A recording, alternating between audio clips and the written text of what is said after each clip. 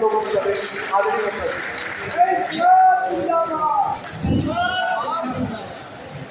बिस्मिल्लाहिर्रहमानिर्रहीम। आज की सभा को सजाने वाले सुमित राय जी का मैं, रंजन जी का मैं तहे दिल से धन्यवाद देता हूँ। विरासत बचाओ जो मौजू है, ये एक बहुत अहम मौजू है। असल में विरासत कौन लोग बचा रहे हैं और कौन लोग छीन रहे हैं। विरासत तो उन्हीं की हो सकती है जिनकी नस्लों ने कोई बड़ा काम किया हो। बौद्ध समाज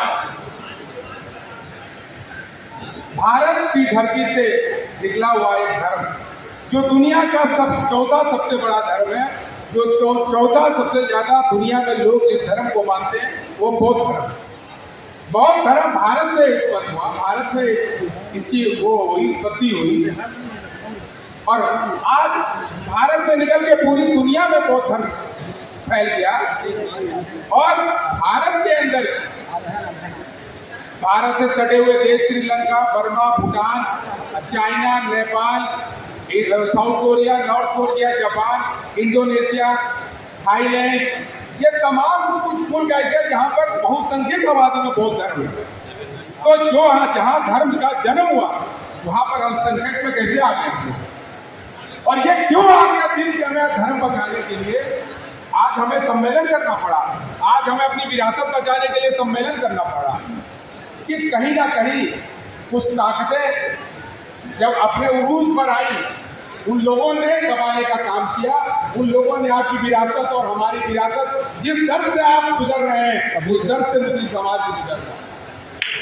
आज आपके साथ तो एक षड्यंत्र के साथ किया जा रहा, हमारे साथ खुल्लम खुल्लम किया जा रहा, अंदर से भी इतना आपके साथ एक साजिश के तहत, और वो साजिश के तहत अलग अलग चीजों से के तहत करके आपकी विरासतों पर कब्जा किया रहा। हमें तो मालूम ही नहीं था कि मठों पर दूसरे समुदाय के लोगों का कब्जा है। ये बात आज समाज के हर कोने में, हर जगह जानी चाहिए।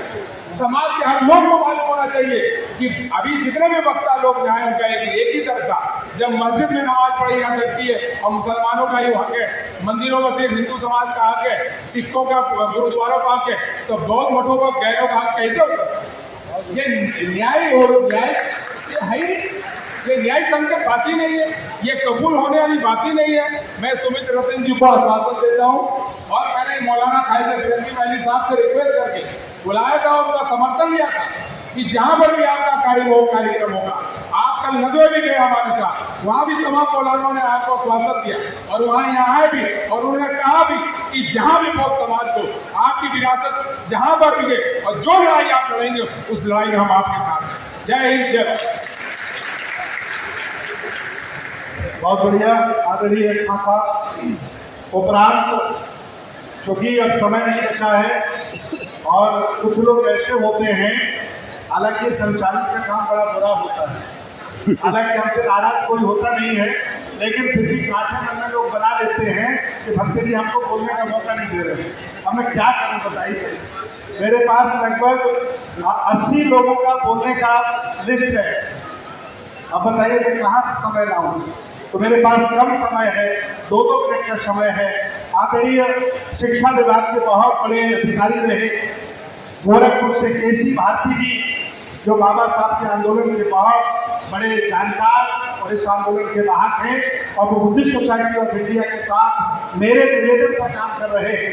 आदरणीय केसी भारती जी आए और 2 मिनट में हमें आश्वस्त करें कि इस आंदोलन में आपका क्या योगदान है और क्या समझ है। इनके बाद, तुरंत इनके बाद महाबोधि मुक्त करो, ये किताब देख रहे हैं आप, महाबोधि मुक्त करो। इस किताब का विमोचन बाबा साहब के पोते डॉक्टर भीमराव यशवंतराव अम्बेडकर जी करेंगे, और पूर्व कैबिनेट मंत्री, नेता प्रतिपक्ष स्वामी प्रसाद मौर्य जी करेंगे। इसके बाद हम लोग 2-3 वक्ताओं को और समय देंगे, फिर हमारे मुख्य वक्ता अपनी बात रखेंगे।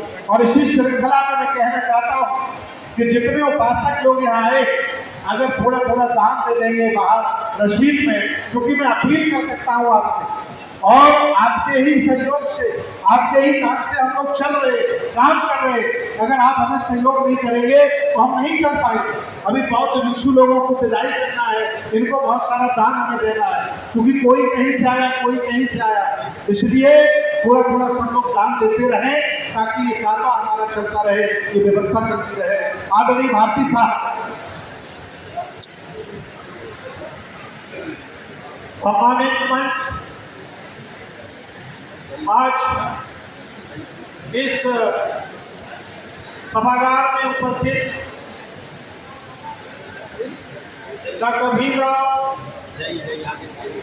अंबेडकर के पौत्र परम आदरणीय माननीय भीमराव यशवंतराव अंबेडकर जी, पूर्व मंत्री माननीय स्वामी प्रसाद मौर्य जी